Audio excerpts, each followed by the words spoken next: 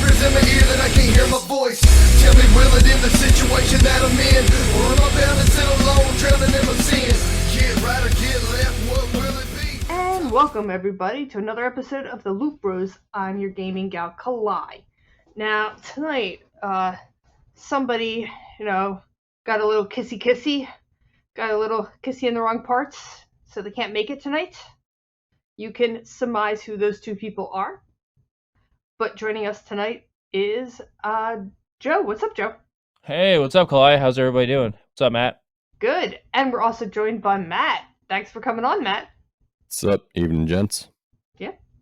So the three of us are going to be bringing you an episode this week. We are recording on a Friday night, so we didn't get a chance to ask anybody about questions, but so hold your questions till next week.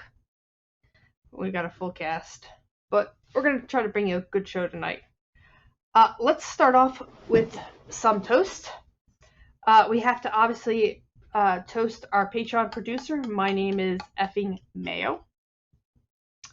I would also like to toast for this week. Jim has had his last radiation and chemo for a couple of weeks. All right. Woot woot. Anybody else? Anybody wants to toast to? No, I can't. You can't tell. It all goes to Jim this week. Okay, it's all at the gym. Oh. Wow. Sounds like you shot a laser. So I'm drinking a beer and I just literally got it all over myself. So I I remember my first beer. Oh, it's so good. All right. Hopefully I'm not too sticky. That's what she said. Got it like all over me. All right, guys. Yeah, That's what she said. She'll write itself. It's right? Okay. Let's start off with some housekeeping. Guys, we do have a Patreon. We have extra bonus episodes. We have some great content coming out with you where we do deep dives on some great video games. You can, for $25, make one of us play a video game of your choosing. Currently, I had to play WW2K22, and there will be a review going up for that very soon because I did finish that game. Fuck that game. Or even for $1, you get access to our bonus episodes, our once a month Super Loop Bros. It's like an extra episode. Besides that, we also have the 2236, our comic cast. Of course, me, Joe, and Matt's episode, which is the Driftcast. And it says Twitch. Oh, yes. Zach has a Twitch. He does stream a lot, so go check out his Twitch, The Bearded Nerd. Okay? So, thank you guys. And you know what, guys? I'm just going to throw in there, go ahead and, if you haven't reviewed our show, please review our show. Review the Driftcast. Just put reviews up there and tell us how much you love us or hate us. It does get us shown. Alright, so let's start off with what we've been playing. Matt, what have you been playing? I got a couple things I've been under the gun with. So, obviously, you and I have been heavily into Monster Hunter Rise Sunbreak. We broke through the end game, and now we're starting a lot of the post-game quests. And I think you're still enjoying me giving you full sharps on your insect glaive the entire match, not having sharp once. Oh yeah, it's so nice. I play earlier without you because I shouldn't rely on you, but I'm just like, oh, Jim and I are just like, we miss Matt. And then you end up relying on me. Because then I come in and I help save the day and get Jim his Mitsuzune mantle. You did. Yeah. You said you were trying to get Joe back into the game recently? Joe's been too busy for us. Hey man, I gotta beat shitty Need for Speed games.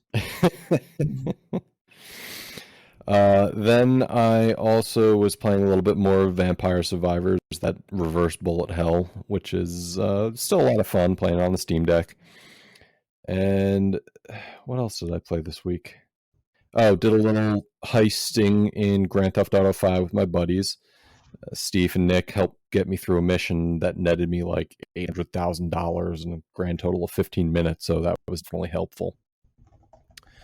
Then I also picked up just yesterday Cult of the Lamb, brand new game published by Devolver Digital.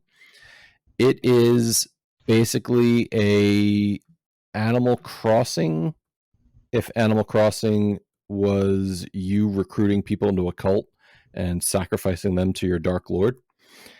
It's a hack and slash adventure game where you go out, collect resources, you come back, build a town, including beds and campfires and temples, perform dark rituals. If any of your cult followers start dissenting, you can sacrifice them, bring them back to life, make them loyal again. It is a twisted little game, but it is a lot of fun. I kind of want to play it. It's on Switch too, isn't it? It's on, definitely on PC, definitely on Switch. I think it's on PlayStation. I don't know if it's on Xbox, but I have it on PC. I've been playing it on my Steam Deck. And I think, Kalai, don't you and I still library share? Oh, I don't know. Because, it's so weird because, I replaced my computer and, so there's a possibility we have to re-library share. We'll fix that. Anything else you've been playing? And that's basically it. It's actually been a very small gameplay week. What about you, Joe? I played a shitload of games this week, like a lot. Currently, as we're recording, I am playing Lego Batman 3, and I try to play like the most menial games when I record, just so I can pay attention to what I'm doing and not have to pay attention to the story. So I'm knocking this game out. I love Lego games, and I want to go back and play all the PS3 ones, like the ones that I never beat on PS3 because I didn't own a PS3. So like the really like good ones, the classic ones, like Lego Indiana Jones 1 and 2, and like Lego Batman 1 and 2. But they don't have trophy support, so I like find myself struggling. Well, Indiana Jones 2 does, and I beat some of that, but didn't beat all of it. But yeah, I'm enjoying Lego Batman 3. It's cool because it's in that like it's when they start kind of changing the formula in Lego games and making them not just like so straightforward. There's a lot of different things you can do in the game and a lot of different things you have to do to like make the game progress forward and different like power-ups you can gain. And I'm really liking it. I'm digging it. Next, what else have I played this week? Like I played Penny Punching Princess for the Nintendo Switch. And this game is cool. It's it's the same people who made Disgaea.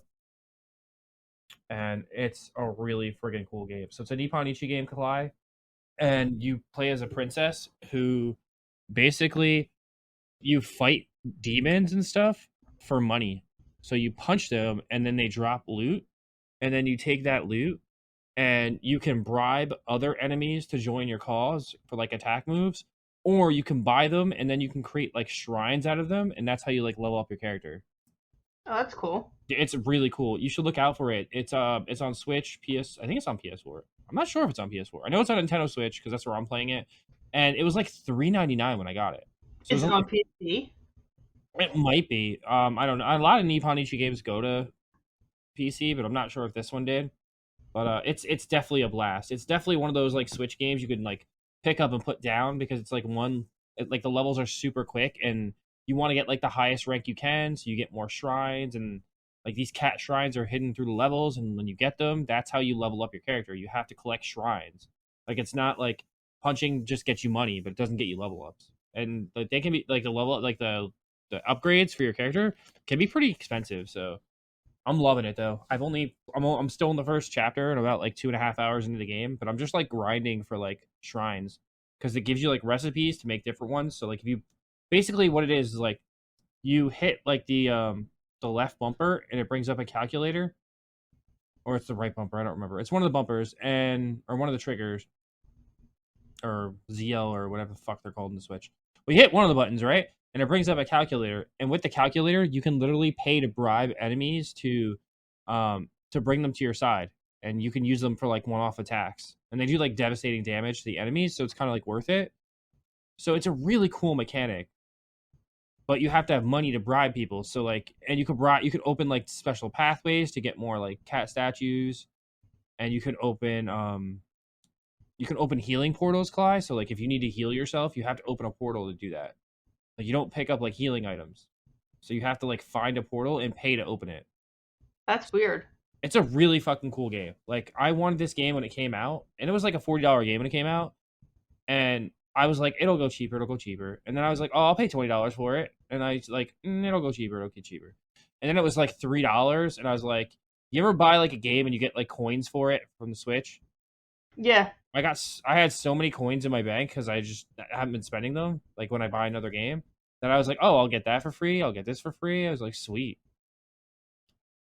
So yeah, I really dig that game. It's called Penny Punching Princess, and I know it's on the Switch, and I'm not sure if it's on anything else. Corey and I, good friend Corey of the show, we played Dark Pictures Anthology's House of Ashes. I actually Finally. I like this game a lot, but I don't like this game. I don't know. It's weird. So this game, out of all the Dark Picture games, I feel like it's the most cinematic, and you do the least amount of gameplay. Like, there's not a lot of there's a lot of scenes where you're just sitting there watching the game. I feel like it could have been a little bit more interactive, and it kind of let me down in that aspect. I was hoping for more interaction with the game. So I mean, we're on Act 3, so we're like almost done. We have like another like hour and a half maybe left. And I think the craziest thing in the game is, out of all the Dark Pictures games, this is the one where I felt like you could get fucked over just playing the game the way you would normally play a game. So like, I'm not going to spoil anything, but I got to a section where I swore I should have done this to save a character, and then I wound up killing somebody. And I was like, are you fucking kidding me? Like, I did everything by the book that should have saved that character, and it didn't. And I was like, oh man. And then Corey and I had a similar situation later on. I was like, oh man, this one's actually really difficult to figure out how to keep everyone alive. It's a very different story from all the other ones too. So now the only experience I have with all those so far is Until Dawn. I've actually seen a full playthrough of Man of Medan and only a little bit of House of Ashes. You said that it's kind of more cinematic than the others. The only comparison I really have is Until Dawn. So it's even more cinematic than that. Well, while in Until Dawn cinematic, you walk around a lot and you interact with a lot of things. Like, there's a lot of walking and touching things in that game and picking up collectibles. It's got cinematic moments, but I feel like it's more interactive, and there's a lot of interactive cutscenes. In this, the cutscenes are like just people talking. There's not a lot of like button pressing or like keeping your controller still or anything like that. There's a little bit, but I thought there would be way more like interaction with the game. Like, I don't know, Kalai, did you feel that way about this one? Because I felt like, as far as like interacting with the actual game, I felt like it's a letdown compared. The story is the best story they've made yet. And I haven't played Quarry yet, but I've heard Quarry is the best game they've made so far. But this one, the story is so good, and Ashley Tisdale fucking is so good in this game. So good. Like, Rachel is such a cool character. I don't know. I enjoyed the game. I don't remember what happened because that's the problem, is that I played it when it first everything came out. blurs together when you play games at this point in your life. It's like, oh, I played that? I beat that like 2 weeks ago? I don't remember what it's about. Exactly. Like, everything going on in my life, I'm like, oh yeah, I don't have the memory to retain that unimportant information. I played it, I had a good time. I feel that's even more appropriate for playing all these games because it seems like they all have kind of the same thing happening. I feel like they do enough of a job making themselves feel different enough, and I feel that's what sets them, like, it's what makes the anthology so cool. And I really like what they did with these games, because they try to not make it so like, hey, all these things are just the same, because they could have easily have done that, or they could have easily had a game where like everything spills over to the next game and to the next game. But they did a really good job of making it, they all seem like different and unique, and I like that. And the curator is still amazing.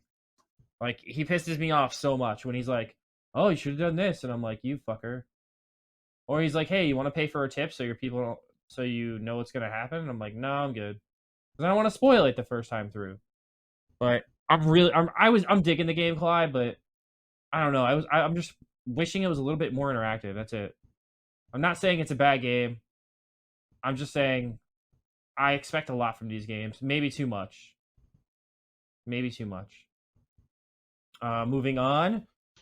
Let's look at my trophy list. I did play a little bit more WWE 2K22. It's been like a weekly thing now, where I've kind of just been playing my faction mode. I still haven't even Thanks to me. I still haven't even played my Rise yet. I played like an hour of my Rise, and my Rise is like the meat and potatoes of that game. Really, it's probably where the +1 should have came from. Is my Rise, because that's like the career mode.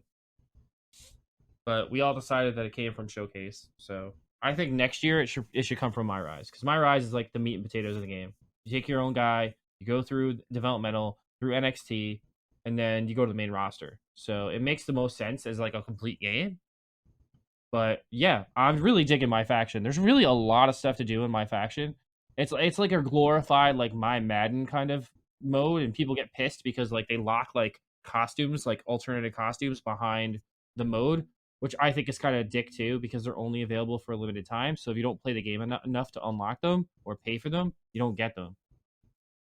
But I think it's really cool that there at least is a system to unlock alternate attires in the game. Like I think My faction and me. pretty much my wallet hit me. Or as Matt Murray would call them, shit crystals. This game has a lot of shit crystals. Too many shit crystals. I played Hot Wheels Unleashed. I talked a brief bit about that before we started recording, so I'll tell everybody else. It's a pretty cool game. It's a little racer. It's very arcadey, but it's kind of like you gotta pay for the whole fucking game. You don't get the whole game, so it's very like misleading. It's like, oh, here's this whole world map. Oh, you can go do Batman levels. You can do this level, this level, this level. No, those are all locked behind season passes. I was like, what? So like all you get is this like one area, and then like it shows you the rest of the stuff you can unlock with money. And like this game is like Corey and I played the demo and we were blown away by that. Oh, well, we played the trial. So we used like the PlayStation Now premium trial thing. And it's really fucking cool how it works. Like you get to play the game for 2 straight hours without any interruption, and you unlock trophies, Kalai, while you do it. And they stay That's addicting right there. Oh hell yeah, I'm trying every game because I can just get trophies for 2 hours. Like I'm gonna download every trial. I was like, I'm gonna get the Tiny Tina one and play the first 2 hours and just see how I like it, but I'll get trophies for it, so it's worth trying it. Because if you try it and you like it, then you buy the game. It's a really cool system. The fact that they let you, because it lets you download the full version. That you're playing the full version. That's why you unlock trophies. You're not playing a trial. You're not playing a demo. You're playing a trial of the full game. So like, if you could beat the game in 2 hours, if you're a master, like you could beat the game in 2 hours. So it's a very interesting system. I actually thought it was a dumb system at first, but I actually think it's pretty cool now. I beat Oni Shambara Origins for the PlayStation 4. Man, I love my Bikini Samurai Squad games. These games are fucking phenomenal. Probably one of my favorite Muso genre games. Like they are just top notch. Like you got your bikini clad Japanese chicks with friggin' giant samurai swords and boobies everywhere. There's boobs everywhere in this game. Like the last boss is like thirst quenching. It's ridiculous. I was like, my god. But so I played that. I beat that in about like 3 sittings. I got like I don't know. I just picked it up like one night. Like I bought it a long time ago, but I started playing it one night because I was like, what do I play? Like, and I know somebody posted something in our Facebook group where they were like, oh man, that moment when you get home and you turn your shit on or you look at your shelf and there's like 40 games staring at you, what do you play? And honestly, it's called gamer paralysis, and it's a real thing. Like I get it all the time when I turn my console on. Like all the time. I don't know if you guys get it, but I definitely get gamer paralysis a lot, where I just like stare at the home screen or like I stare at the Switch like library and I'm like, what do I want to play? And like sometimes I get so overwhelmed I just shut the shit off and go watch a movie. Yeah, I think I saw Redbeard Rick was the one who posted that, and it hit a little too close to home. Even when I have games I know I want to complete, I just sit and look at my Steam library and go, all right, should I get into a new game? Should I get into a very old game I already started? And there's times like, do I really have the time to sit down and really get involved in something new where I have to learn the controls, and then maybe I don't get back to it, and then maybe I forget the controls, and then by the time I get back to it, I forgot how to do everything, and I don't want to start over again. It's absolutely true at this day and age. They have the meme out there where it's like, when you're young, you have all the time and all the energy, but no money. In middle age, you have all the money and all, I think all the energy, but no time. And then when you're old, it's no energy, but you have the time and the money. It's exactly how I feel these days. Yeah. I just don't want to get like my whole thing with gamer paralysis that fucks me over all the time. It probably fucks you guys too. Is like you're like, oh man, I'm gonna start this. I'm gonna play this for 2 seconds while this game's downloading, right? And then you're like, wind up finishing that game and forgetting that you even downloaded the other one because you're like, oh shit, I'm getting engrossed in this. I'm just gonna keep playing this now. I don't know how many countless times I've done that on PlayStation. Oh, I'm gonna play this game because it's a download game, so I don't have to like put a disc in, and I'll come back to the disc game that I'm loading onto my system, or the downloaded game I'm loading on. I'll come back to that later, but right now I'm gonna play this cheap and easy disc game, and I'll come back to everything else. And then I wind up just beating that game, and I never go back to the game I installed. And then I install another one, and the cycle continues. Well, that's why I love a game like Monster Hunter, is that I could just go in, do a hunt or two, and feel good about myself. But there's older games that I have that I really want to beat, but I got so far in the game, and now it's like, to go back and try to figure it all out again. The perfect example for me is BattleTech, a top-down, turn-based strategy game. And I want to get back and actually play through the rest of the campaign, but the 3 or 4 times I've tried to load it up and play it, no clue what I was doing or how to do what I needed to do, and then I end up failing every mission that I take. So it doesn't make me want to play it. I've had that problem too, and I'm like, okay. And I move on. That's why I go find something else I want to play. That's why I love roguelikes so much. It allows me to just have a run, good or bad, feel like I did something, and then move on to whatever else I want to do next. And still not beat the game like Hades. Yeah, I keep meaning to go back to that. Same. I gotta beat Hades too. Anything else, Joe?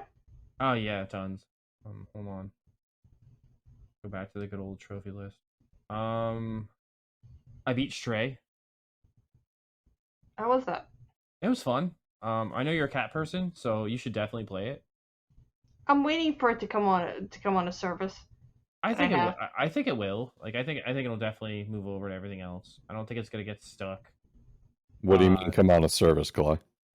Like Game Pass. As opposed to spending the $15 to sub to PlayStation. Is it on extras? No, it's on. Is it on premium? It's premium. It's 24. Or it's $18 for premium. I think, right? A month. Yeah, it's 18. Yeah, $18 you can play Stray. I mean, I think it's worth the $18 honestly, Kalai. And for all the other stuff they've been adding, it's in the trials. It's been worth it. Like it's my $18 is well spent, everyone. I'm enjoying the system and I'm enjoying everything right now. Yeah, but here's the problem. I'm going to be going back to work next week, and my time to play video games is going to be very much restricted because I'll be going to work and coming home and taking care of Jim, taking care of the house. You gotta do what you gotta do. Baby's gotta do what a baby's gotta do. So I don't know if spending $18 right now for something I might not be able to use as much. And at least with Game Pass, I can play it on the go. All right. I've been continuing my my love-hate relationship with Mario Rabbids Kingdom Battle. Great game. But man, is that game hard. Like it like tests your thinking skills. And you can't just like leave your people out in the wide open. Like you gotta play strategically. And I just find games like that so engrossing. And then you get so sucked into like being the best you can be. Like it's like Fire Emblem all over again. Now I'm like, if I make a fucking bad move, I gotta like turn the game off and turn it back on. I'm like, I could do this better. I could do this better. So I don't think there's permadeath in that game, is there? no, and well, there's the thing where you can like, there's the thing where like if you die in the middle of a level, you can set it so like you just respawn and just play the level from where you're at, and like the enemies keep the same damage. But I didn't want to. I didn't want to like have that as my like default like mode. So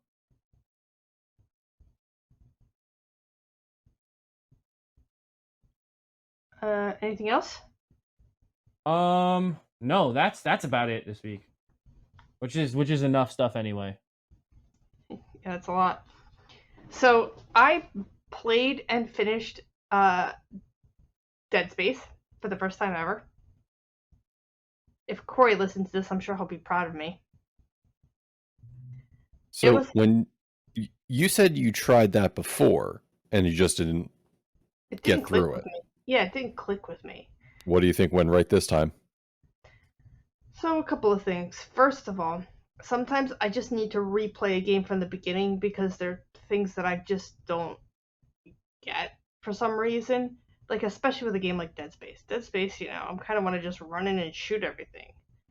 But that's not necessarily the best approach. When I started using the ability to like, I don't know, what is it, where you can freeze people or slow people down, that made the game a little bit easier. Also, I played it on easy because I was like, oh, I'm just going to play it on easy. I'm not going to get very far. I didn't like the game the first time. I'm not going to like it the second time, and I wound up kind of liking the game the second time.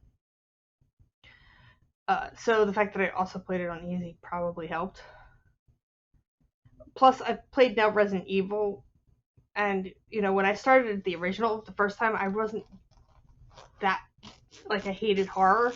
Now, I don't mind horror. It's still not my favorite genre. But I like the story. I played it. We will be doing a deep dive for our Book of the Month Club, Gamer of the Month Club, or whatever we're calling it. So you guys can look forward to more in-depth information from us. I also played more Monster Hunter. I did get my Astalos layered armor, Joe. Nice. Yeah. I'm missing the helm, but still the rest of it looks spot on for a woman. I was really excited about that. I also beat WW2K22 finally.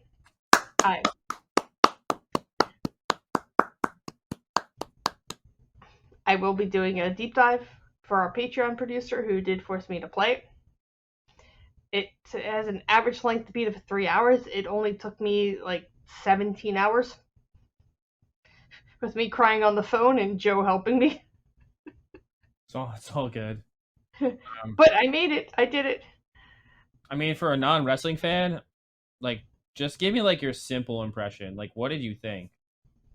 I'm not asking you to deep dive right now. I'm just did you find any enjoyment once you figured out mechanics? No. I thought the showcase mode is the most boring mode ever.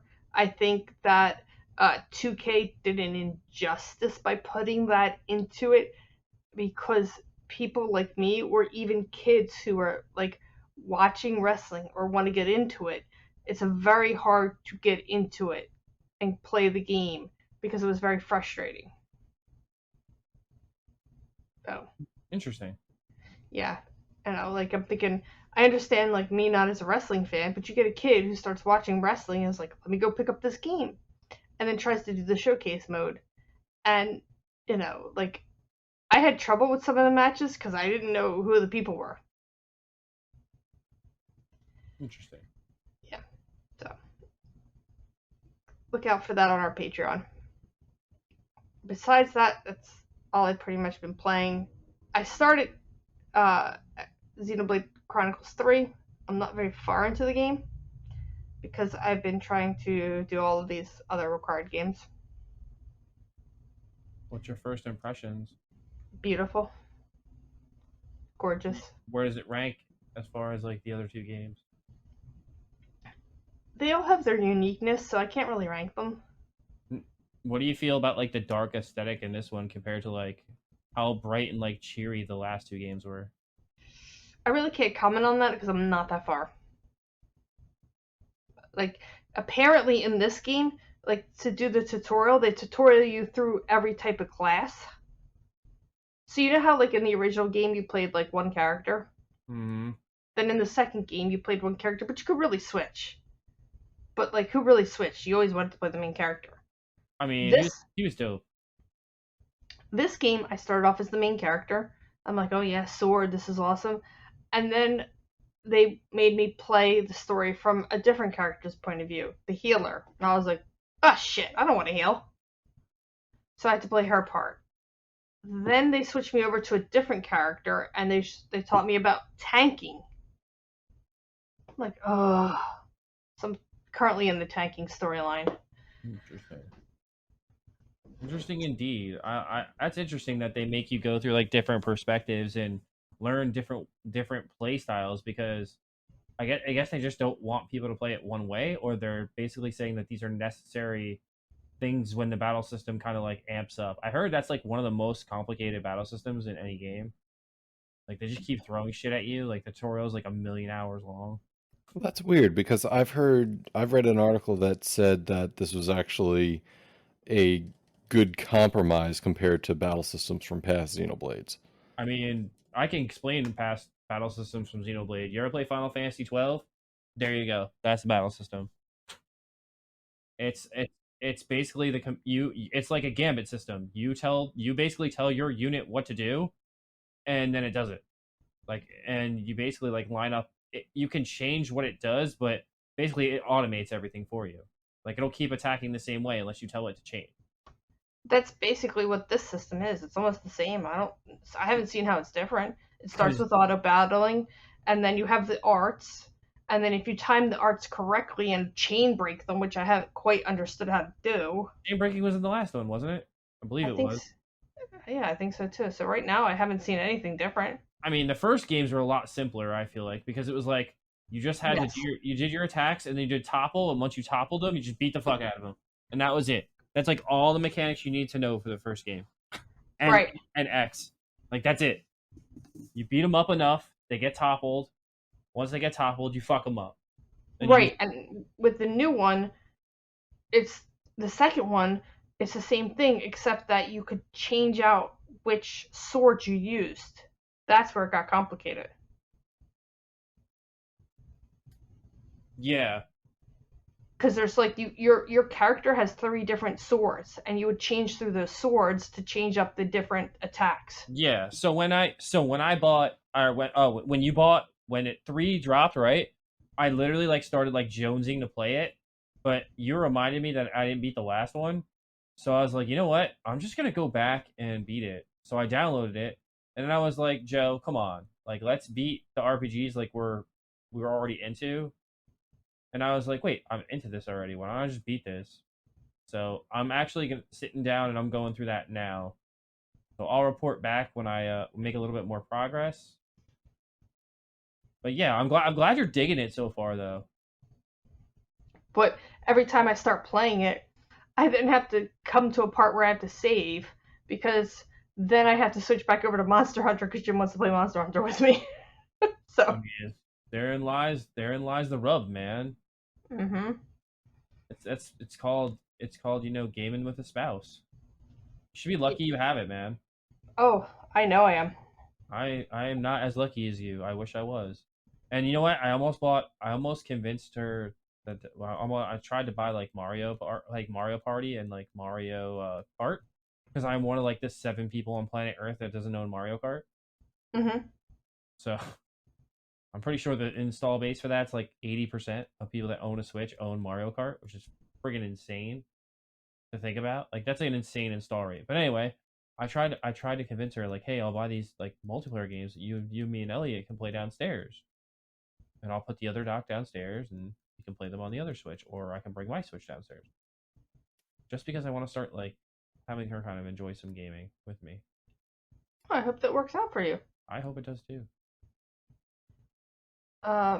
The only other game I did play this week is Tiny Tina's Wonderland.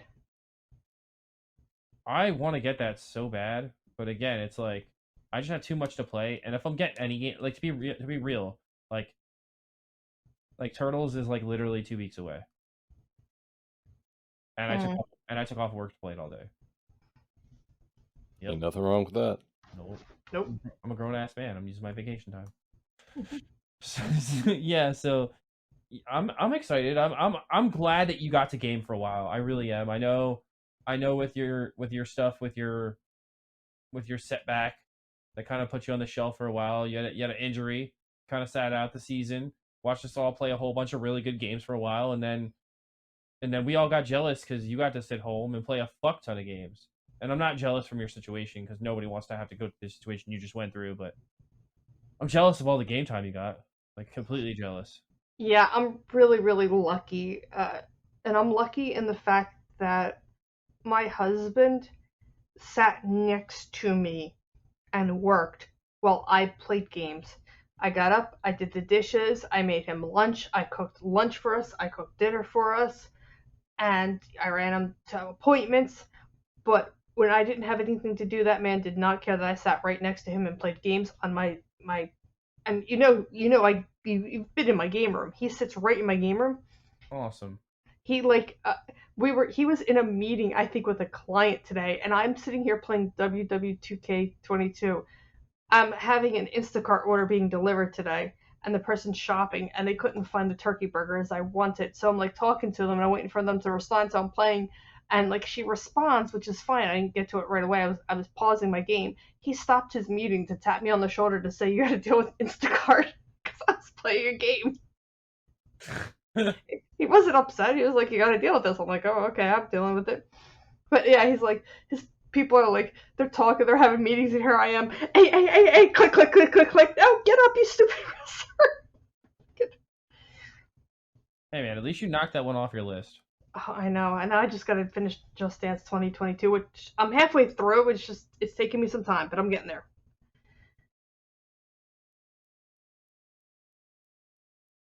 What's considered beating Just Dance? Like, I want to hear this. Like, what do you have to do? It's just like the showcase. So you have to make Rey Mysterio dance? Yes. No. You have to play song. You have to dance to songs to open up all the songs to play them all. So I have to play all the songs available to me. Fuck that. Yeah. I think you'd rather do Need for Speed at that point. You have to pass them or just play them? Well, so far I mean they're graded on like a star, Okay. 1 to 5. So far, I don't think I've gotten anything lower than a 3-star. All right, that's good. Yeah, because I can somewhat dance. And here's the thing with Just Dance, and I don't know if you realize this: Just Dance only watches the movement of the hand, nothing else. Trophy. What? Music make you lose control.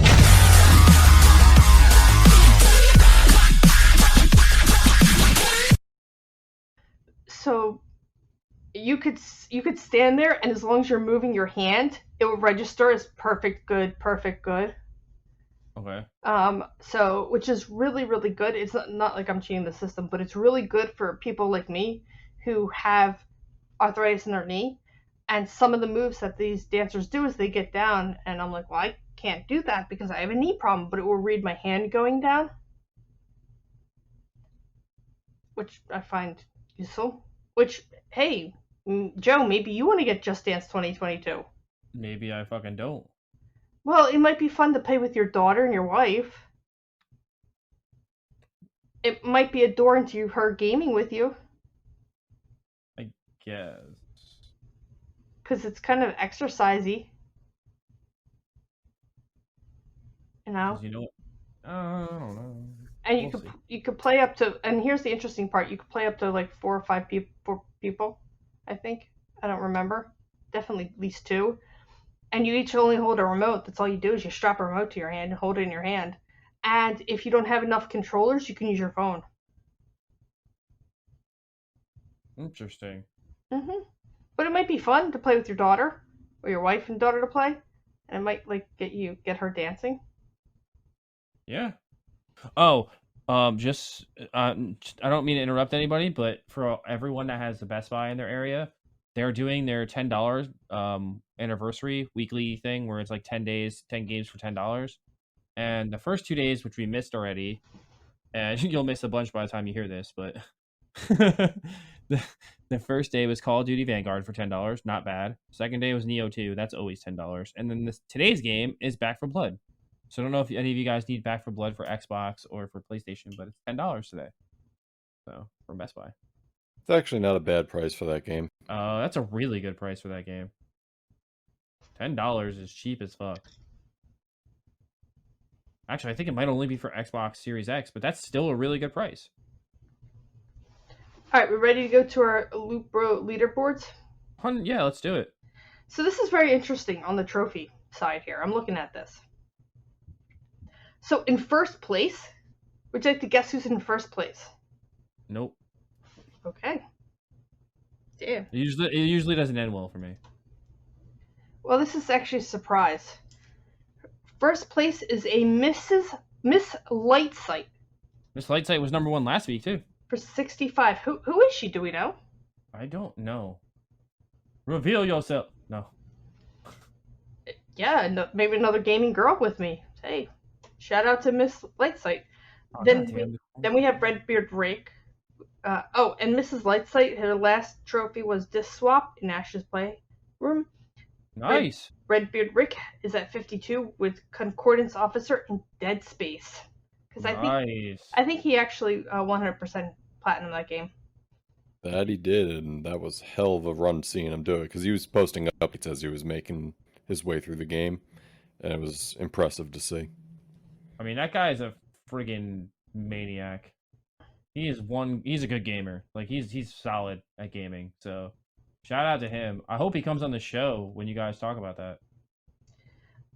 Next is Affectatious Donk with 44 with Journey, a new star approaches in Genshin Impact. Is he on like spam celibacy this week or something? Because like that's a low number for him. Maybe. The Grounded Gamer has 36. Bag of Goodies. Yeah, I did shit. Bag of Goodies in NHL 22-2. Yeah, he's playing some good old NHL because he's Canadian. Resident Dale Earl has 31. One small step in Far Cry 3, Blood Dragon. And Joe, you are number 6 at 19 with a good start in Hot Wheels Unleashed. Nice, I'll take it.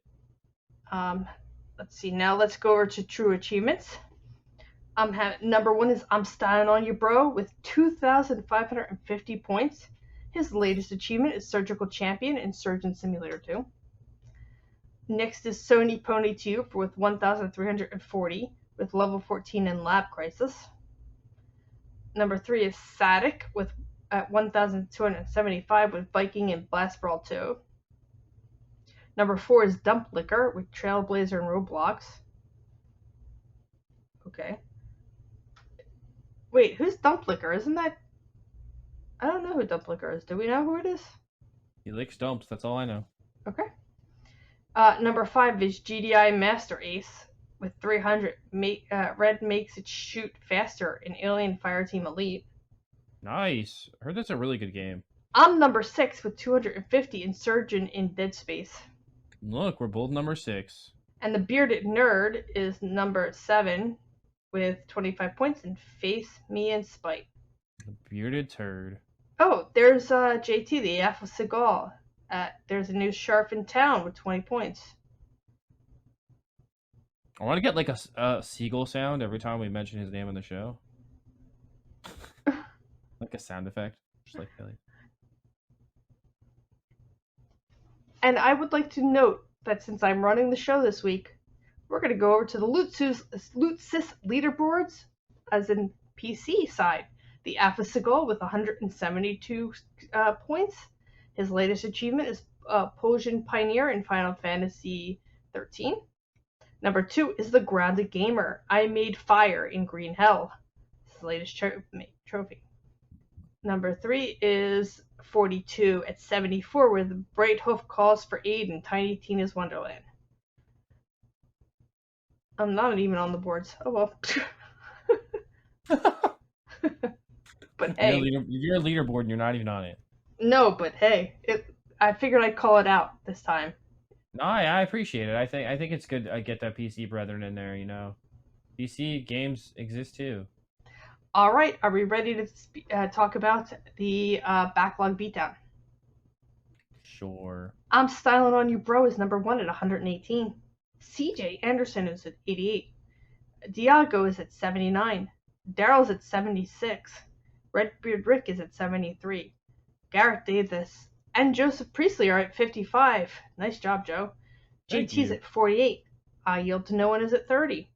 Jared's at 29. Alex Saunders at 23. Matthew's at 22. James the Nerd is at 21. Zach is at 21. I am at 20 now. Nice, congratulations. Static is at 18, though I don't know if Static, if your stuff hasn't been updated, I'm very sorry, because that Daryl takes care of that. I'll look at it. I'll look at it tonight and see if I can update some stuff. Well, Static emails. Oh goddamn, Sadik. I mean, I do have access to the email, so. No, Daryl directly. Oh, he emails Daryl directly. What is this like? It's like insider trading. Jesus. Like, No, he's a friend of Daryl's, and he doesn't have Facebook or he Discord. doesn't use social media, right?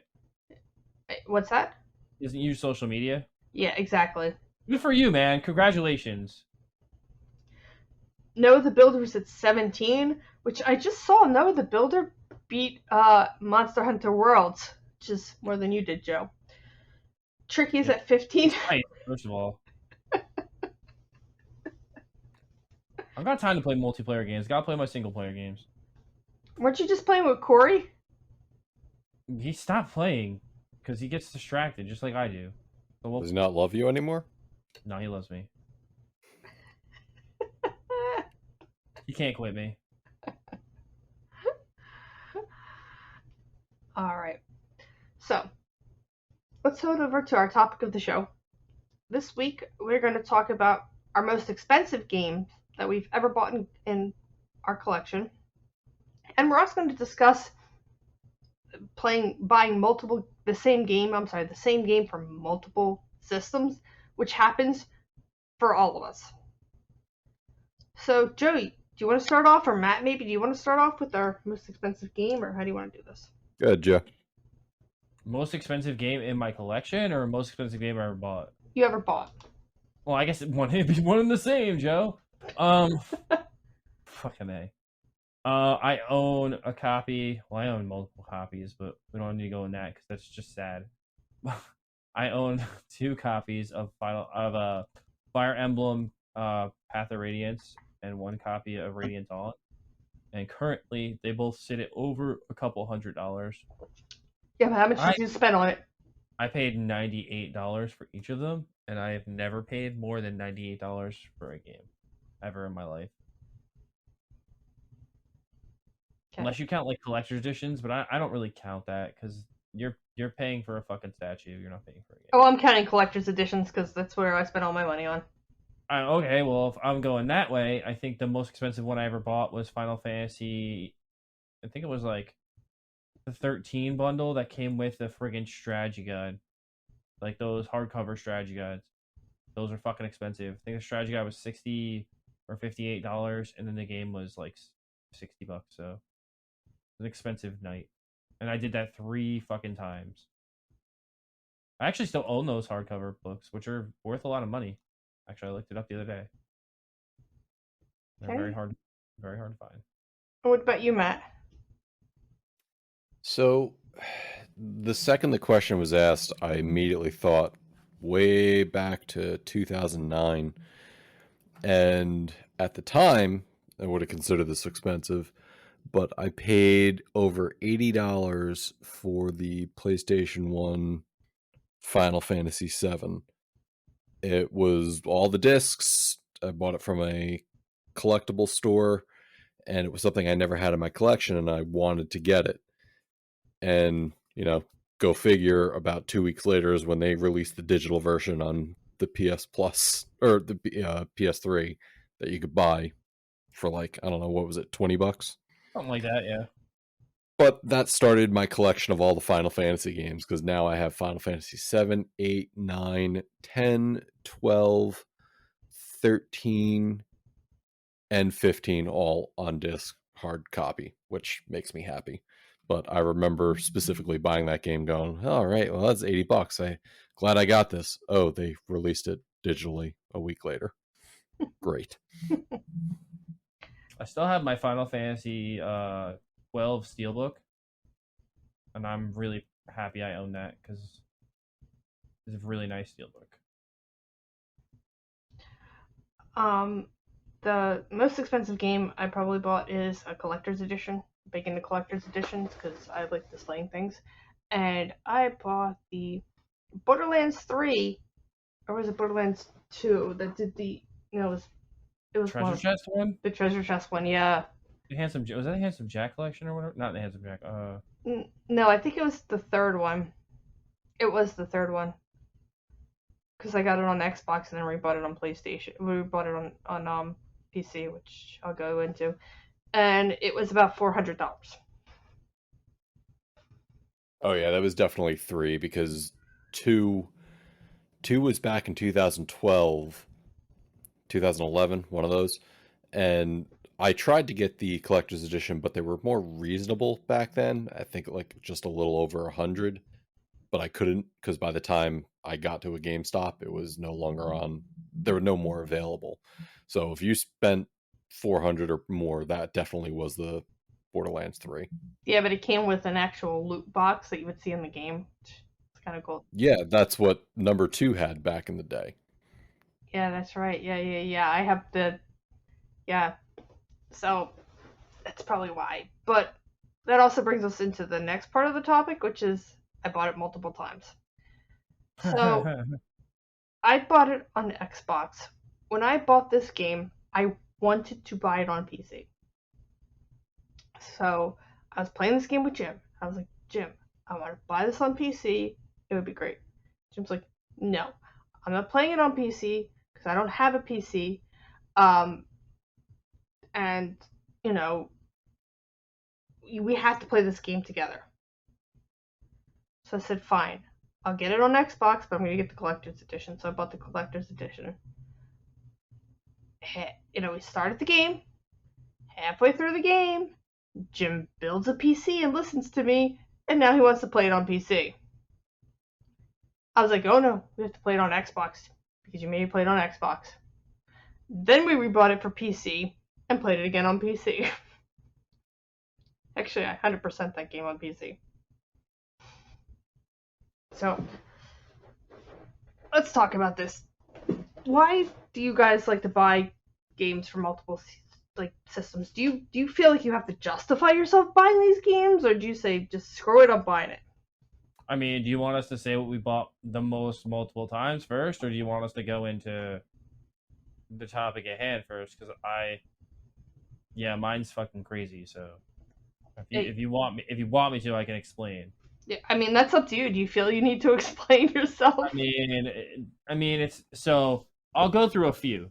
I mean, obviously there's the obvious red herring in the room. It's obviously Hyrule Warriors. I bought that game 4 times. Each one was a different, or I'm sorry, 3 times. Each one's a different version of a game. So it's not like you're buying the same game. I'm just buying the game with more DLC each time. It's a more complete version of the game each time. If I want to get crazy, I've bought Mario 3 I don't know how many fucking times because I owned it originally on a Nintendo. Then I bought Mario All-Stars Collection. It's in there. Then I bought the one on the Wii. It's in there. Then I bought the 3DS one in the eShop. It's there. Then I bought it on the Nintendo Wii. It's there. Then I own it on the Switch. It's there. I think I bought Mario 3 a fuck ton. But the game I bought the most, and I know it's the game I bought the most, is Disgaea. The original Disgaea game. Ready? I own it on PlayStation. I own it on PlayStation 2. I own it for PlayStation 4. I own it for Nintendo Switch. I own it for PC. I own it for Nintendo DS. Wait, why do you own it for PC? You don't even play PC. Because I had to fucking have it because I could play it on a PC. It's like one of the few games that didn't require a run on my laptop that I had at the time, and I was like, there was no other way to play it at that time because it didn't come. It came out on PS3, but the only other thing that came out on that time was the PC for like a re-release of it. So I couldn't play it anywhere else because I didn't have anything that could play it at the time. So when the anniversary editions came out, when the remasters came out that they made on the Switch and PS4, I bought it on Switch first, and then I bought it on PS4. It's probably my favorite turn-based strategy RPG of all time. It's what got me like super hooked into the genre. And then I went back and played like Final Fantasy Tactics. And then I went back and played Tactics Advanced, which I think Tactics Advanced, Final Fantasy Tactics Advanced, is one of the greatest strategy RPG games ever made. It's so fucking good. So good. If you haven't played it, you should. It's really fucking good though. What else? I don't think there's anything I can top this guy. I really don't. I mean, Last of Us, if Tricky was on here, he's probably bought like 17 versions of Last of Us. Matt, what is your game you've bought the most? I don't think I've actually bought things more than twice. I can't think off of hand that I've bought anything 3 or more times. But I think it also leads to a larger issue with games these days. But for my example, the first game that came to mind when the question was brought up was Monster Hunter World. I originally bought it on the PlayStation 4 when it first came out because Capcom couldn't get their heads out of their asses and release the console and the PC version at the same time. So don't you understand they do that purposely at this point though? That's not a design. That's a design choice. Yeah, but now with everything that they're doing, they released they know Sunbreak on both. Yeah, but they know Switch. They know you suckers are gonna buy them both, so they release it twice. They know what they're doing, Matt. Like I have no doubt in my mind. They know they can get your money twice.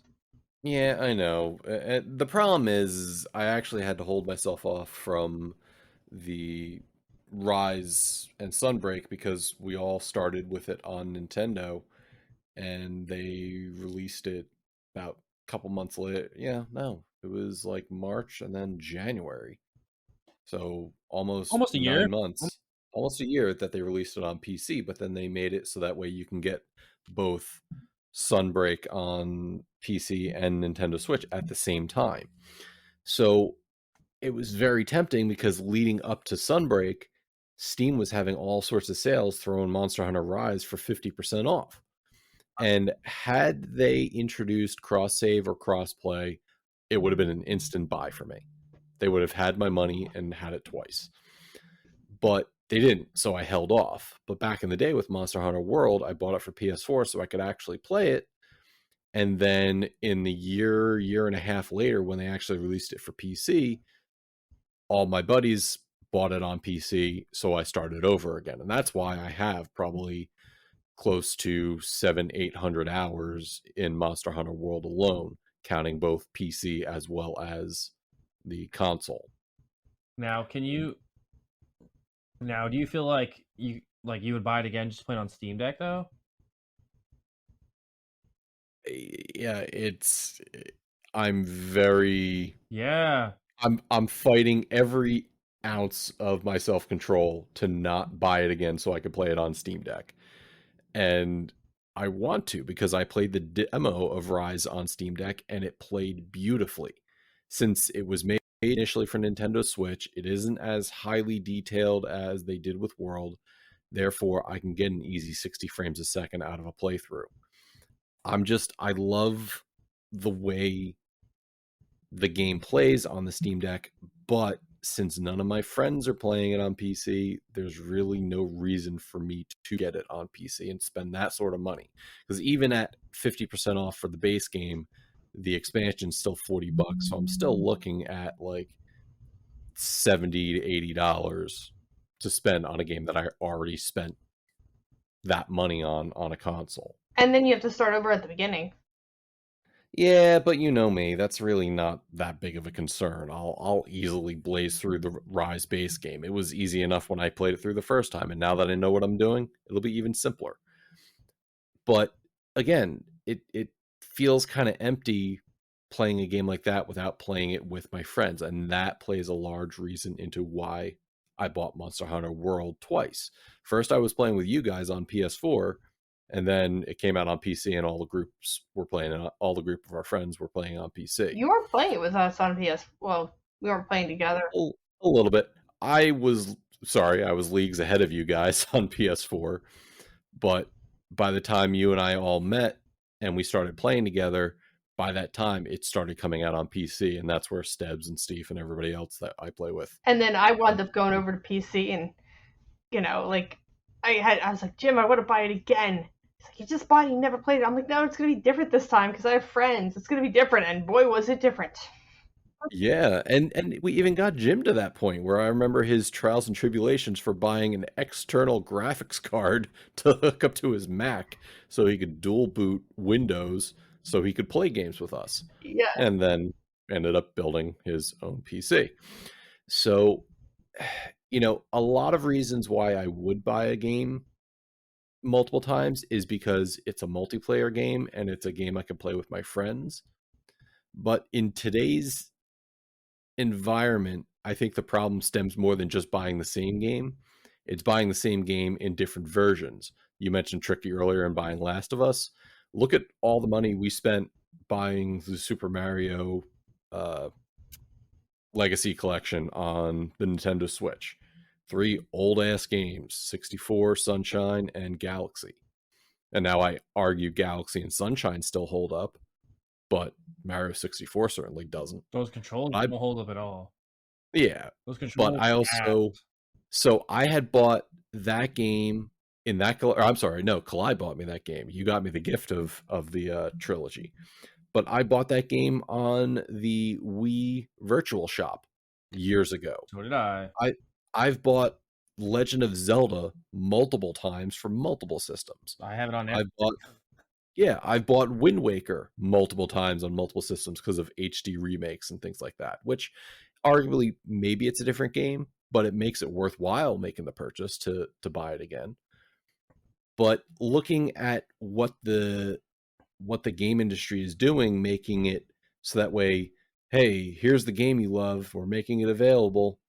So it kind of forces our hand to buy stuff so that way we could play it. Now, all I'm going to say is Nintendo freaking release Minish Cap so I could pay money again to play that. No, that'll go on the service though. Like they're not going to make you pay for that one. Yeah, but I want to pay for it. Yeah, you're going to pay the extra $15 a year. Actually, I'm not, because I'm just going to fucking emulate the thing on my Steam Deck, which I can do easily. Yeah, funny story about the Steam Deck. So I told Jim, I was like, oh, Ender's going to come over and put emulators on my Steam Deck. He's like, Kalai, you don't need any more ways to emulate games. So easy and plays so nice on the Steam Deck. Does it? I Does it though? can't wait. Does it play that well? Does it play that well like the emulators on Steam Deck? It depends on the game. Like my Xbox emulator has problems with certain games. The frame rate drops and tanks in certain things. But it plays PlayStation 2 games perfectly fine. It plays anything N64 and older perfectly fine. I haven't run into a game on N64 and prior with any issue. So that has kind of helped me not buy games again, getting back into emulation. But now look at all the mini systems we have, the PlayStation Classic, the NES and SNES Classic, the Genesis Mini. That's essentially just buying all these games again in a different format. Which like the Sega Genesis, premium. It's like the Sega Genesis collection and all these collections. I like when they do collections. Yeah, so I've bought the Sega Genesis collection on the Switch. I've bought the Sega Genesis collection on my PC. I bought the Genesis Mini. I have the collection 5 times over now. And yet, here I am, just buying it in, because I never know when I want to play Sonic the Hedgehog again. My most bought game is probably Borderlands, but does that surprise anybody here? No. Well, what do you mean your most bought game is Borderlands? Because have you bought it multiple times on different systems? I thought I remember you did 2 on both Xbox and PC. And PlayStation. I wasn't aware of that. Yes, there was one game. I think it was Borderlands 2, I want to say. So Borderlands 2, I played on Xbox, beat. Then I played it. Jim and I. So I played 1. Jim didn't want to play Borderlands with me. He's like, that's stupid. So when I played Borderlands, I had a friend give me overpowered weapons at level 1. And so I could run through the entire game because Borderlands 1 isn't fun by yourself. And Jim was like, you're cheating, getting that is cheating. I was like, well, I need friends and I don't have anybody who wants to play with me. If you'd like to play with me. So I finally convinced him to try it. Well, he fell in love with it. But by this time I had played 1 and 2. So then I went back and played 1 with him, played 2 again with him. So I played them multiple times. Then 2 we played on, I want to say, no, it wasn't 2. It was the prequel. The prequel I bought and played on Xbox with him. Then my friend Dice and my cousin Mark wanted to play it on PlayStation, so I rebought it and played it on PlayStation. Then I started 3. Then 3 came out and I played 3 on Xbox. My friend Carl had never played any of the Borderlands, so we proceeded to replay the Borderlands on PC with him. So I did 1, 2, and 3, and the pre-sequel again, all on PC. So yes, I bought it a lot. So you'd say buying a game multiple times, kind of like me, to be able to play with friends. That's my driving factor, is absolutely my friends, especially with co-op. Like, to me, the only other reason I would rebuy a game is if I play a game on Game Pass. I've played games on Game Pass where I'm like, I wouldn't be able to play this game anywhere. Because a lot of times during the weekday, Jim's too tired to play games, and we watch a ton of TV together. Well, sometimes, if I'm watching something stupid or something not involved, like The Flash, I'll play games. And so the game that I'm currently addicted to on Game Pass, now I'm going to want to play that on my Switch. So I'll rebuy it for the Switch. Those are like the only 2 reasons I'd rebuy a game. There's also times that I want to reward the developer. So, for instance, Into the Breach. I bought that on PC and I bought it on the Switch. A game I never even beat on either system. But I loved that game so much, and it was a decent price. I think it was only $20. And I bought it on both systems because I wanted to reward them. And I did the same thing with Slay the Spire. I bought it on both my phone and the Switch because the game is so well done. It's like for the minimal amount of money that the game provides, the amount of game that you get for the amount of money you're putting in is insane. It's an insane value. And for developers who work hard, make a good game good, don't smash you with, I don't even like calling them microtransactions anymore because freaking $20, $30 is not a microtransaction in half these AAA games. So if a developer puts in the effort, I'll reward them by buying it on multiple systems, not even at a discount. I'll buy it at full price. So games like Slay the Spire and Into the Breach, I'm more than happy to put money back into the hands of the developer. Mm-hmm. Yeah. Any other games we can think of we were talking about being rebought? I mean, you can talk about like obviously we kind of talked about it, but like the elephant in the room is like remasters and remakes. Like it's just like the big,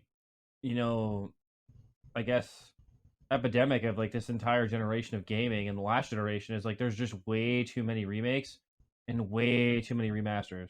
I agree. I don't think The Last of Us needs to be remastered. Nah, no one does. Well, it's not even a remaster; it's a remake. And I like when I was on Trophy Wars a couple weeks ago, we talked about that, where it's like The Last of Us only came out within the last decade. We don't need a remake of something like that. Conversely, you have something like Dead Space, which is being remade, but that was made prior to 2010. And there's so many improvements that have come along that they can take advantage of. So it may not be a day one purchase for me. I love the Dead Space trilogy, but this time I'm going to wait and see what other players say of it. Is it worth my money to give them a game that I've already played? Take that back to Resident Evil 2 remake. That game looked fantastic compared to what the original Resident Evil 2 was. So I wanted to reward Capcom by giving them my money and playing a game. Now, that didn't pan out very well for me for Resident Evil 3. Decent game, but definitely not up to the level that 2 was. I mean, I think that just has to do with the game, not with like that game's just really short.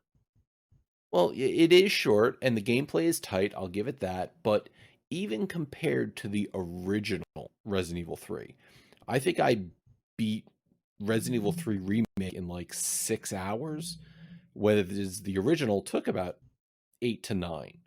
So there's definitely a disparity, and maybe part of that is the technology because it took longer to load into rooms. Tank controls too, like you have to accommodate for the jank in the tank. You know, games had that back in the day. Games don't have that anymore. Like they can when you remake a game. See, I think the Resident Evil games deserve to be remade because a lot of them used tank controls back in the day, and now they can make games with modern Resident Evil controls.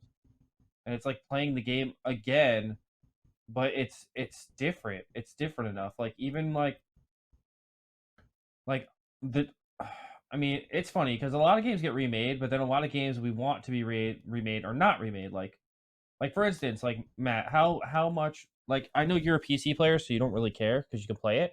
I want those Final Fantasy pixel perfect things. I want those on PlayStation or Switch, and they still haven't been announced yet.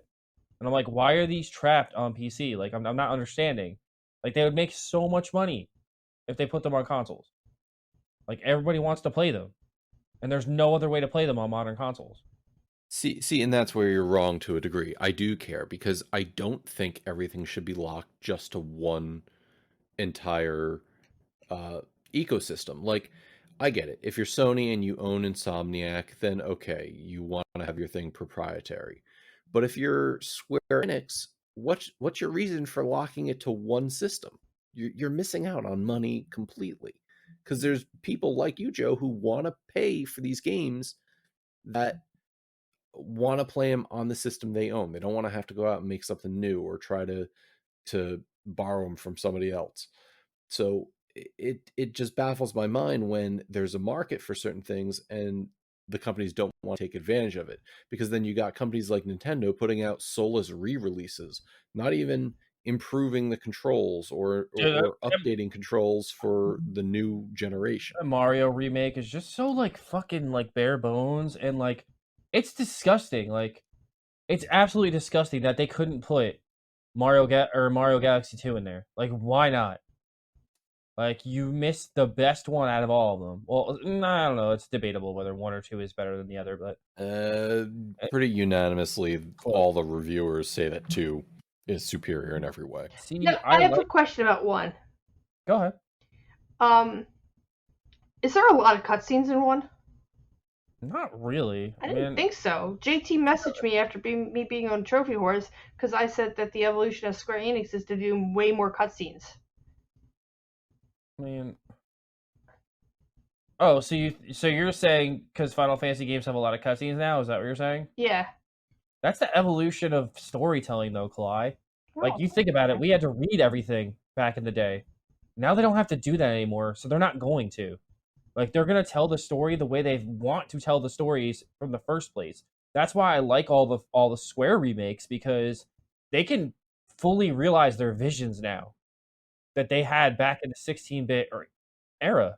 Like they can tell the story the way they wanted to tell it from the jump, but they didn't have the technology to do so. And I think that's fucking amazing. And a lot of people like, oh well, Final Fantasy VII Remake's fucking it's a travesty because it like shits all over my childhood and I can't handle it. Matt rage quit that game. I mean, it did, but I also recognize that it's a me problem. The same way I look at games like Dark Souls, there's a reason that those games have sold buttloads and that so many people love them. it wasn't for me. And because I didn't like it doesn't mean that it's a bad game. There's people out there who trash on Monster Hunter all day. Oh, the controls are janky, or why does it do it this? Why does it do that? This is a horrible game. Why can't I control the camera? And I'm not going to be out there one being like, well, you just need to get good. No, that's not a game for you then.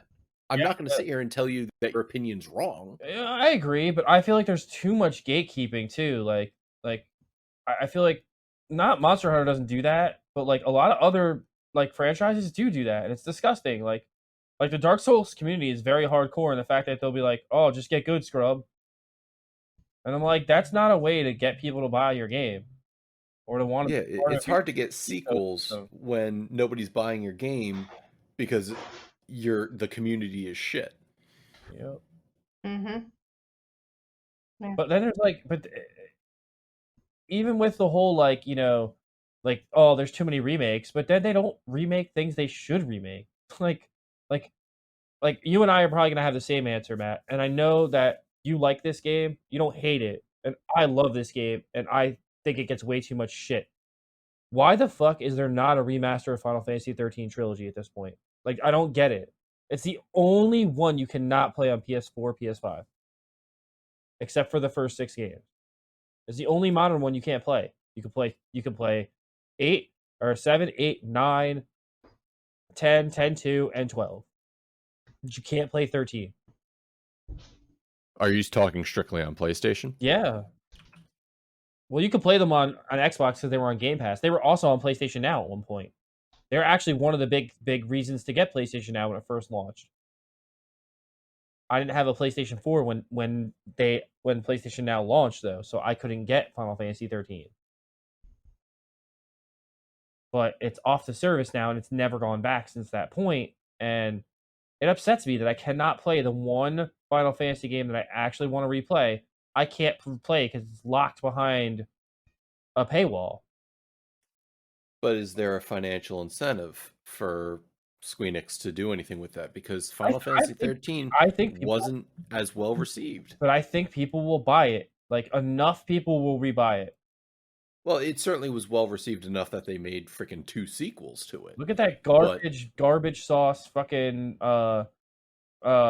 Crystal Chronicles that everybody like swears is the greatest game of all time. Crystal Chronicles was okay. Just as a side note, Final Fantasy 13 is on Game Pass. I know it is. Yeah, but he was talking about it being on PlayStation. It was on PlayStation Now. When it first launched. That's probably why it's not back on PlayStation, because it's now on Game Pass. First of all, not everything that's on one is locked off the other. That's like a misconception. I'm not saying that it's blocked. I think what's happening is I think they're taking turns on which service gets which game.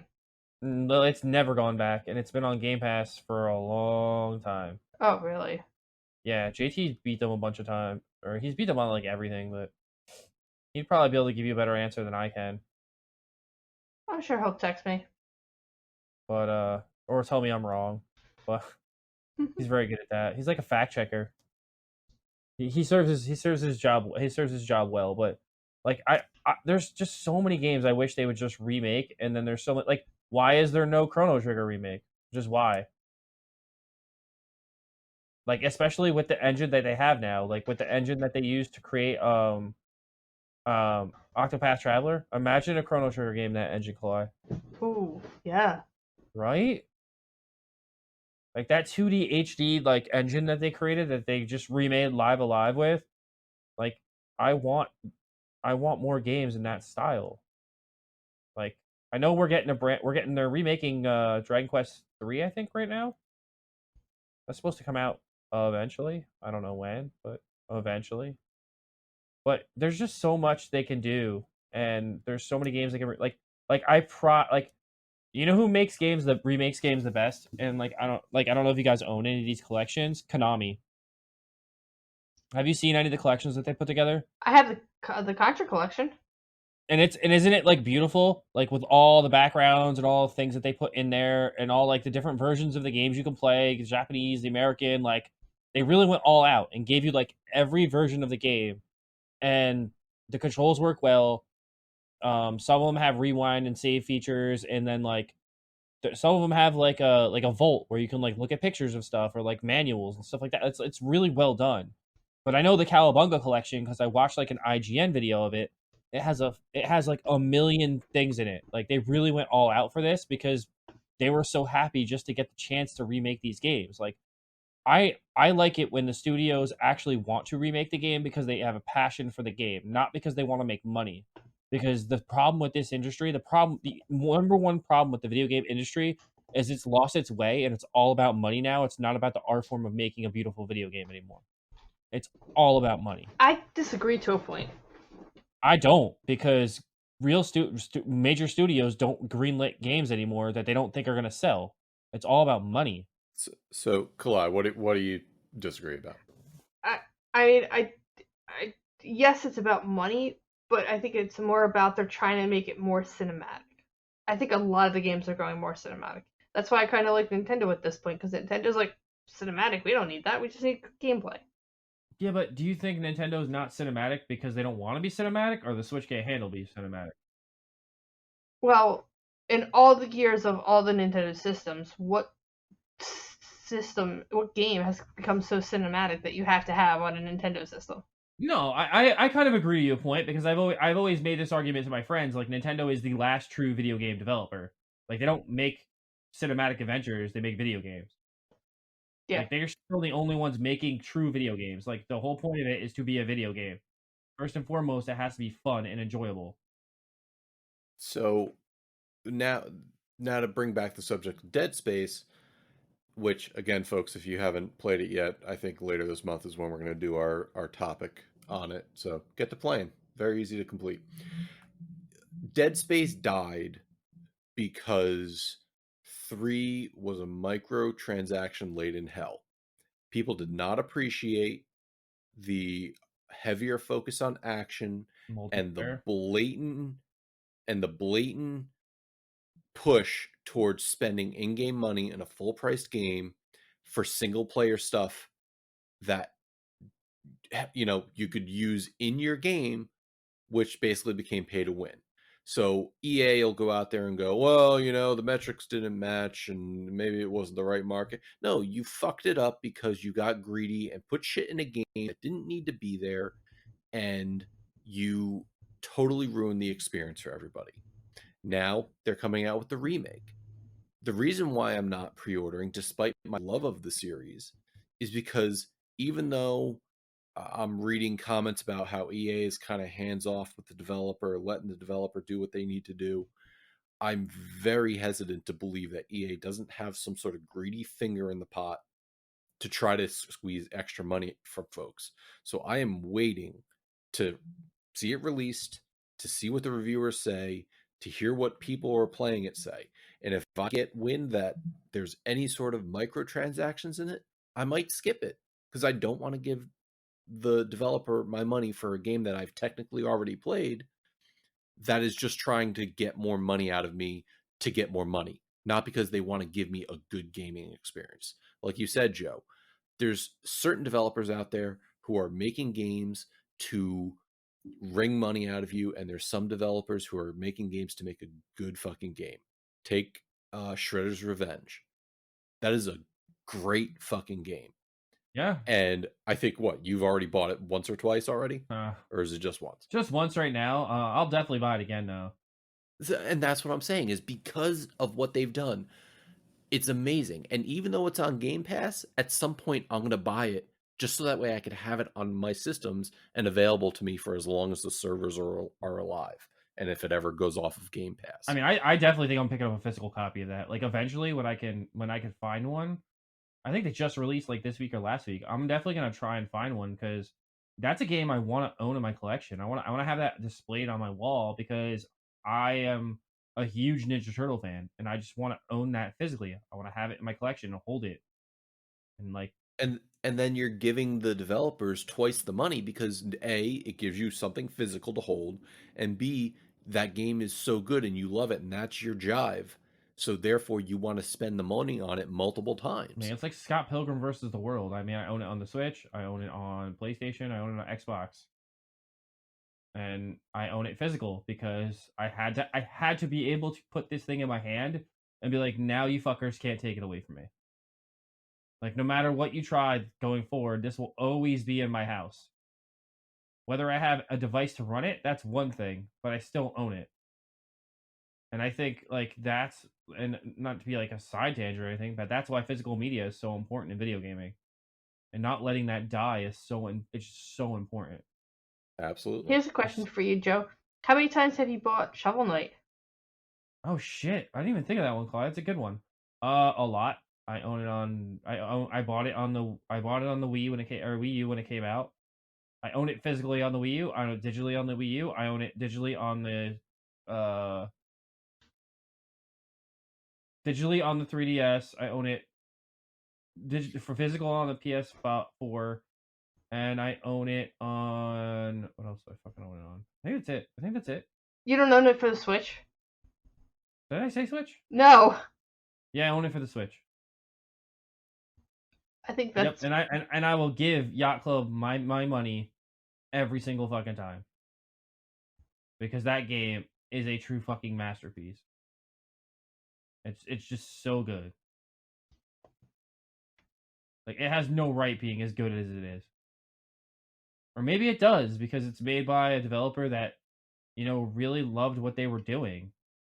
And you can really see the passion they have behind the project that they put together. And I think it's just a beautiful thing. When you see passion and art come together, I don't think anything can top that. Like, nothing in the world can top that. I think, especially with Shovel Knight, as somebody who never actually played through Shovel Knight, but still followed every time they gave a release of that game, there was some sort of incremental improvement that they did, whether it was additional characters or more story elements or updated what system you could play it on. There was always some improvement they were making. And to me, that's worthy of buying a game multiple times. You've never played Shovel Knight? You should totally play it. I never played you Shovel should Knight. totally get on that. I beat the game. I should tell you how fun it is. Oh, I thought you were going the other direction on that The one. game's a masterpiece. Yeah, Masterpiece. It's not an easy game. I guarantee if you play 15 minutes of that game, you'll think it's a masterpiece.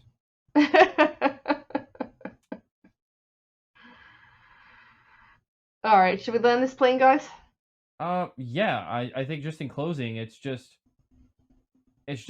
we're in a very different landscape in the world of gaming today, and I think it's just important to understand that, not to let the art form of making video games die and fall into the hands of like greed and the corporate machine that I feel like it's really, really kind of under the thumb of right now, with like kind of like the last two generations of gaming kind of like knocking out the middle tier of gaming.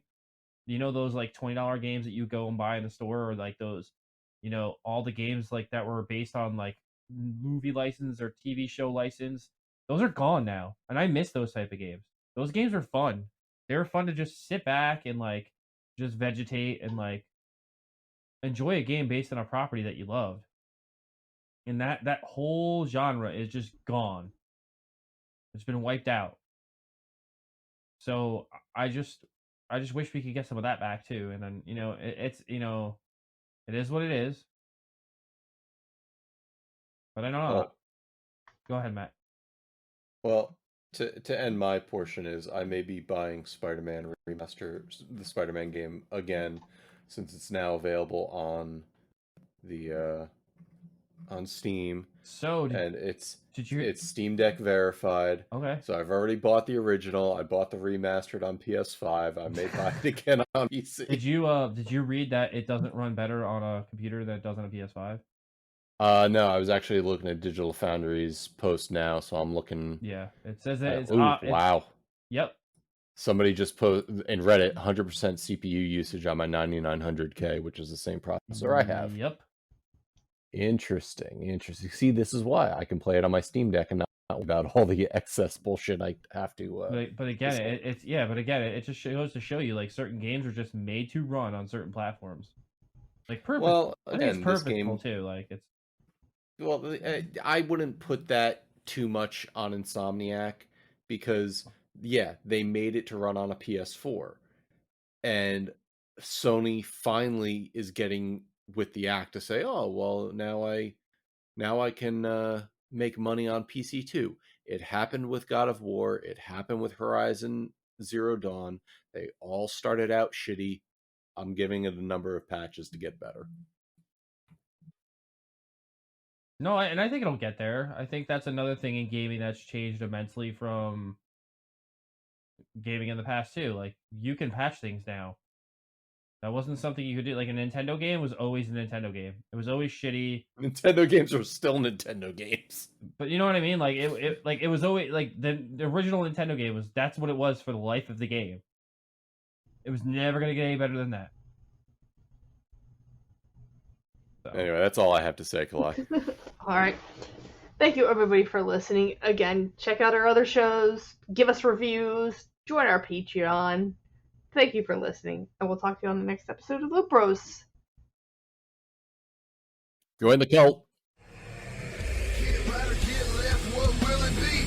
Time is running out, the blood is flowing down the streets. People need to know we're living in a war zone. Hit the streets with the truth, tell them that it's on. Get right or get left, what will it be?